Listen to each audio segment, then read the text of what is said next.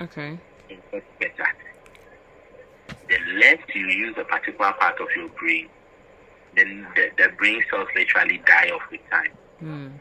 So you see, your brain throughout your whole life is forming new connections and learning new things. Okay.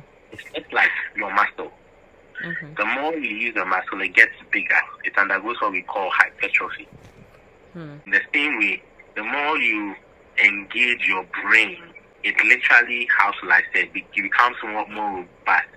The particular pathway that, depending on the mental exercise you are doing, depending on whatever you are using your brain for, that particular pathway gets stronger and stronger and stronger and stronger.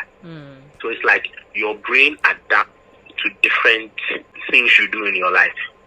And it's a very beautiful thing. So it's called neuroplasticity. You can just type in neuroplasticity. Okay, neuroplasticity. It's neuroplasticity. It's like your brain is very flexible. The neurons are very flexible. Okay. And this is very, very, very important. We see that even from childhood. So when you give birth to a baby like this, okay, at the time they turn about 1 or 2 years, almost about 1/3 of all the brain cells they die off. Okay. Yes, because they have not been used. Okay. You get it? Yeah. So if you give it to a baby, okay, and you are wise enough to expose your baby to a lot of stimuli, you let them watch music. Even if some people start in the womb, they play music for the baby to hear in the womb. Right. And when their children are born, even if they let them watch cartoons, listen to music, what happens is that with those children, less neurons die because they ended up using more neurons before the time of death came. Wow. You get it? Yeah. So such children end up being more intelligent than those who are exposed to less stimuli. The thing is that, as I told you, the principle is that the more you use a particular pathway in the brain, the more robust it becomes, the more strong it becomes. So if you're a child that I expose you, so literally, actually, it does work. If you give birth to your child and you keep your child in a dark room for months, okay? Yeah. And after like a number of months or a number of years, or not even by 2 years, you bring your child out of that room, that child will never see. Wow. That child will be blind because you see, by exposing the brain cells that interpret light to light, they grow and become better. Okay. So if you keep them away from light, with time, because you are not using them, they kind of die off. Right off. Okay. That's that by the time you are now exposing that child to light, the cells that would have interpreted, they are already dead. Oh, right. See, so if you give it to your child and you can expose your child to so many stimuli, light, music, dancing, you are playing with the child, you are talking to the child. Usually music stimulates a lot of brain centers. Like you are exposing the child to so many different things, reading stories to the child. You are activating different brain centers. Such that less of that child's neuron die over time. Okay. And that child literally becomes very intelligent later in life. You see, so but in adults, yeah, the application is that you must stay mentally active. Okay. You must engage your brain. Look for like crossword puzzles, playing cards, solving. Engage your brain. Read. Be imaginative. So you actually read. Imagine the things you are reading. Be involved in tasks that mentally challenge you. Because the more you use your brain, the more it gets robust. Okay. The more slower the neurons die off. Because with age, everybody's brain gets smaller and smaller and smaller. Because the more you age, the less you use your brain. But you realize, for those who are mentally active, some professors at 90 are very sharp at still teaching. It's just because of the use of the brain over the years. Okay. So the neurons are still active. It's the same. That's why I call neuroplasticity. The neurons don't die out because they are being used. The pathways are strong. They are active all the way to their death. But those who are not learning, who are not reading by 60, they're already forgetting things. It's like they have dementia. It's all mostly lack of being mentally active. Okay. How about people who are young, as in youth who forget things easily? What do you think is the cause? Oh, a lot of things can be the cause. Okay. A lot of things. Some people have what we call attention hyperactive deficit disorder. Attention It becomes hyperactive. ADHD, or ADHD. Attention deficit hyperactive disorder, ADHD. You can read about it. Okay.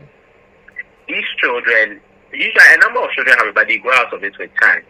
They can't pay attention. They are distracted by so many things. Yeah. So they don't pay a lot of attention to detail. So some people, they have this kind of disorder, and so you don't pay a lot of attention to detail. Every new thing fascinates them, and that's why they forget stuff. Wow. So some people have this. Others too. I don't think sometimes it's just that they are growing, but you can train them to. You can train such people to pay attention to detail. So we forget things because we don't pay attention to detail. You see, when paying attention to detail helps your brain encode information into memory. Mm-hmm. When you take your time to listen to something, understand it, break it into a simple way, like a simple way for you yourself. Okay, this is a big topic somebody said. How do I, me, how do I understand it? This big thing they said in my own words, how can I explain it? Mm-hmm. When you take your time to do that, you help your brain encode the information into your memory. So the more you think about something, okay, as the thoughts go through your mind, they go through something we call the hippocampus. And the hippocampus is in your brain is very important for formation of what we call engrams. So I don't have to worry. This is deep side. And engrams help in the formation of memory. Okay. And sometimes when what you are learning, you can associate it with an emotion. Mm-hmm. If let's say you are listening to some music or something soothing, if you can associate your learning experience with an emotion, it easily enters your memory fast. Right. If you're very happy when you're learning, emotions trigger memory formation. Okay. And it hits you 4 years later, you can still remember it. Because when an emotion is attached to the action or the experience, it stays better in your memory. So if you decide to happy yourself when you are learning, if you decide to challenge, make sure you have peace of mind when you are reading. Okay. Make sure you try and break information into little absorbable parts that you can understand. Okay. You are not likely to forget. And as I said, repeatedly listening to the information or thinking about it in your head, that's what we actually do in meditation. Meditation helps us form memory, literally, so that when you are going through it, your brain brings it back. It's the Holy Spirit that is through your brain, but literally that is how science actually works. The more you think about something, the more that thing goes to your hippocampus. It becomes part of your memory. So for that young people, that's why those with attention deficit hyperactive disorder, they can't remember anything. Okay. You don't spend too much time. They just read this thing once, then they are off to read another thing. You can't form memories like that. And you can't sit down at one place to read and ask yourself what I read. Like, there's no way you form memories. You are likely to forget a lot of things easily. So, such people, the best way to help them is that if it's time for study, it's time for study. Do not take your phone. Don't mix studying with watching TV and watching movie or watching a series. No. If it's time for your learning, if music will help you, some music maybe without words. For such children, you let them do specific things at specific times. So you play from 5 to 7 so that they know that they have time for playing. But from 7 to 9, you are studying, or 7 to 8, you are studying. If they can't sit down on their bam to learn for 2 hours, you can make it 30 minutes breaks. In between, they go and play tomorrow and come back. When they come back, that 30 minutes is just for study. Okay. And if you are a mother of such a child, or even a teenager, as I said, you have to use some of these tools where they break down the information into simpler, the things that they can understand. Mommy should always ask the child, or even a teenager, I always ask herself. So this is a big thing they taught me in class. If I were to explain it in my own words for me to, how will I go about it? That is the best way to summarize any topic. If by the time you finish reading, you can't explain it in your own words, then you've wasted your time. Then you didn't learn. Even if you like, because when you the way another way you learn to, your body learns it. Today is like I'm giving a lecture. Another way you make memories is when your brain sees a logical sequence of information. When I come and just tell you a number of things, if you can sit down to see the logical sequence, okay, first started talking about A, and this is how A is going to be. The prophet came to talk about D. Later on, he said C was the link between B and D. When you sit down, very good lecturers can do that, but most often they don't do it.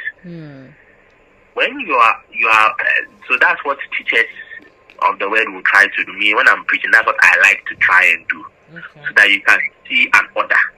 Because once your brain can make connections between concepts, you are likely to remember. You are likely to remember. Once your brain can make connections between concepts, that okay, so that when you are learning, you know that biochemistry with 101, then they are just, so a lot of people, they are just chewing the thing. And then when they forget one, they forget all. But when you see that, the professor came to say so many things. How are they linked?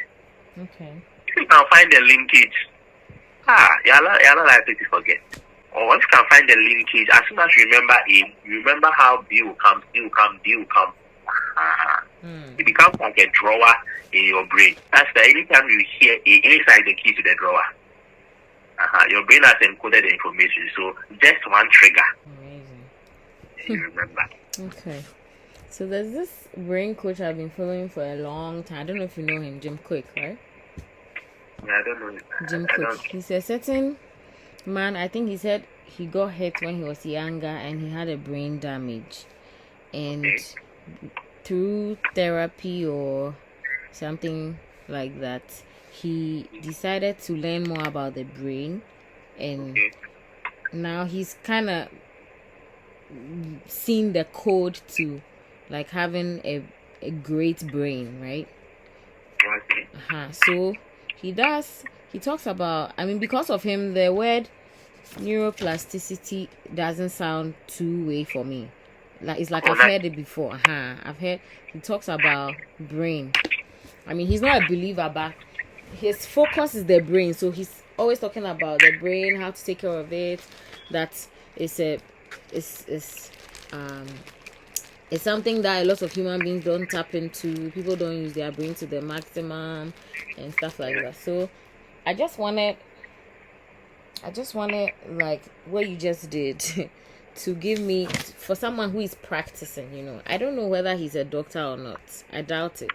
But as well, you'll be our kind so broadly. So he knows what he's talking about, and he has people signing on for courses to make their brain better and stuff like that. Teaches how to read faster, how to understand, how to retain information faster, and all of that.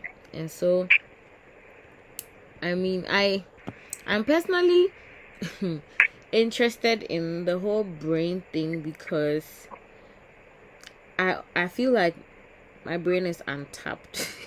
I don't know if it, because I feel like I don't do a lot of things that require the cognitive. Like I don't really engage my brain a lot, and so finding out that by not doing anything you are literally killing your brain is fascinating. It's scary for me, to be honest. So I just really wanted from a doctor's perspective and to also understand how it works and all of that, and share it later for people to like also come to know, because I feel like it's not something that is mostly talked about in this part of our world. Actually, it isn't. But you know one thing? You know one of the best ways to engage your brain? Tell me. Meditation. On anything at all, right? On anything or on anything. So if you meditate on the scriptures, it's an added class. Because see, in meditation, as Adi has explained, you are using your brain to mentally form pictures. Right. If you do it well, you are literally stimulating your brain. Asking what did God mean when He said this? You are thinking about it. What does it mean in my life? You begin to imagine yourself walking in that. If you do that well, that's cognitive. That's cognitive. That's cognitive. Especially if let's say you want to find out what the Bible says about prosperity, you are thinking, you are comparing scriptures. That He said this. What does He say? This. That's serious cognitive work. Okay. That's serious cognitive work. That's why people who, if you really meditate, so people who meditate on other things and they are very brainy. Yeah. The monks, that's why I look at monks, they are wise. It's like they are out of this world. Buddha will give one sentence, it's like, hey, it's people. Yeah. And the Tama Buddha and all those people, it's just meditation. Right. The meditation keeps you, and being kind of meditation on the scriptures, how much more us? Right. It's just like in meditation, because see, your brain is processing a lot of stuff. Even though you may not be conscious of it, it's working unconsciously, doing things. When there's unconscious activity of the brain and conscious activity of the brain. Your brain is doing things that you don't know you're doing. When you meditate, like you are focusing it on one thing. Okay. You are focusing it. You are putting all its powers to do something. Depending on the part of your brain that is involved. So meditation is actually one of the, especially for somebody, because you see, the thing is that depending on the work you are doing, you may not be able to engage your brain that as much as somebody like who is into academics. Right. And who wants to learn. There's all of us who are like that. Yes. But you can engage your brain in so many different things. That's why it's good to be reading. Right. So yes, the Bible first. And when you read, try to imagine what you are reading. Okay. Be it any literature or Bible. Try to imagine the story. So I'm just saying this to encourage you that it's not that bad. Like you really think you are not using your brain and all that. It's not that bad if you do proper meditation. You are not at a loss at all. Okay. But yes, there are other things to also do. You can. Another thing is also exercise. Okay. Exercise also helps. There are a number of things. Because you see, the thing about your neurons is that your brain neurons, the nerve cells, without oxygen, in 5 minutes they die. Okay. Yeah. Neurons or nerves cannot survive long without oxygen. Okay. When you stop breathing right now, we have to give you CPR or resuscitation, breathe oxygen to your mouth. If we don't do that fast, by the time if we get your heart to even beat again, your brain is dead, it's gone, it's off. Wow. See? So when you learn to exercise facilitates gas exchange. It makes more oxygen enter your lungs, enter the blood, and increases oxygen supply to your brain. Okay. To keep the neurons active. Okay.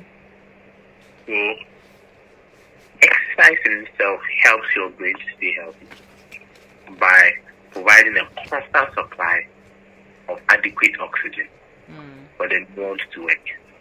So when you're exercising, you have to breathe faster.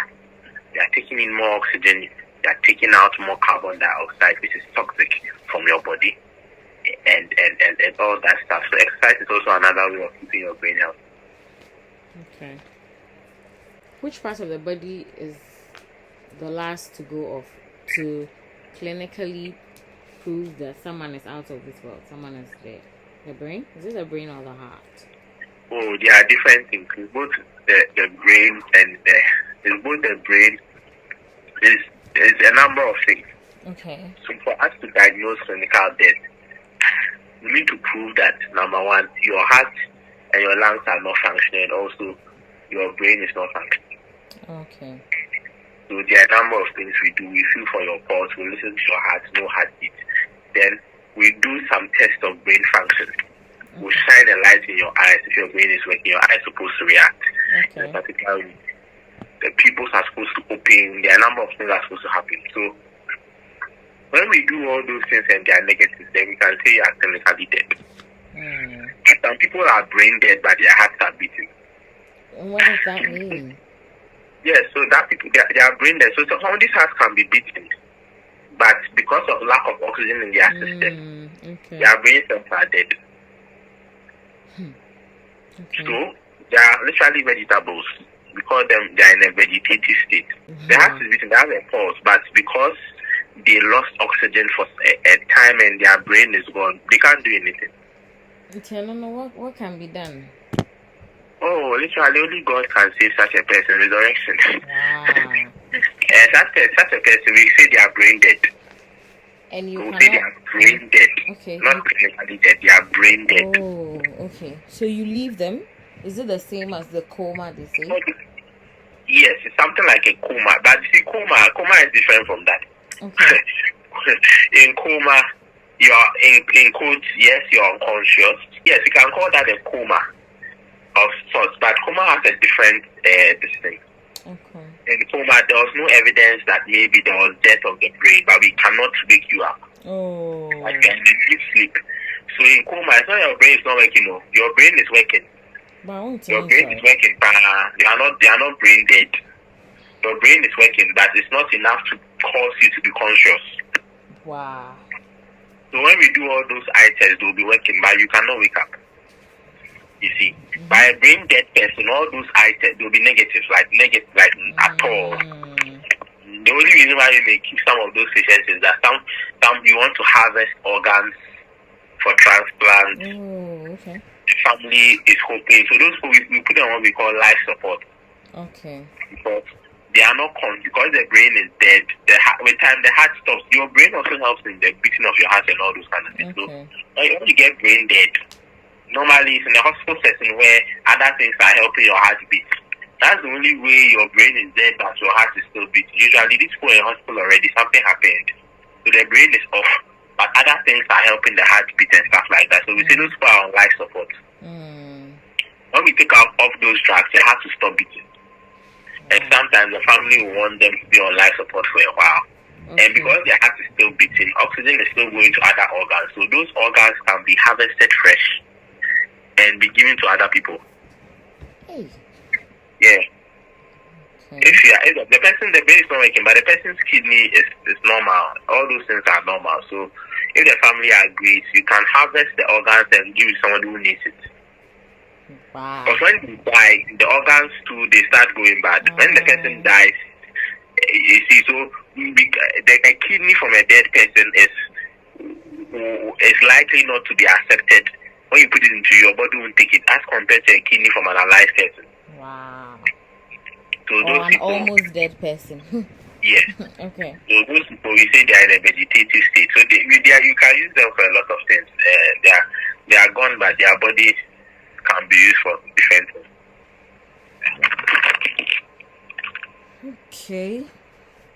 That's a lot. Science is interesting. I mean, when you know, it's good to read and know things. So it's not good to be ignorant. Yeah, it's a very deadly place to be at. A lot of things are easily explainable if you it depends on what you learned. But when you can explain, it makes sense. People may think it's but when you understand what's happening, it's simple. Yeah. Okay. Thank you very much. I truly agree. And please, I recorded you. It's on my laptop, so I may play it again to listen.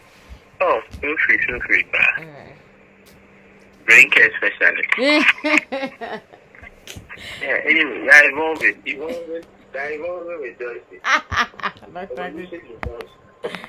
Brain maturation and brain neuroplasticity. So, you're evolving. No, thank you very much for the call. Please enjoy the rest of your evening. You too. All right. Thank you. Bye.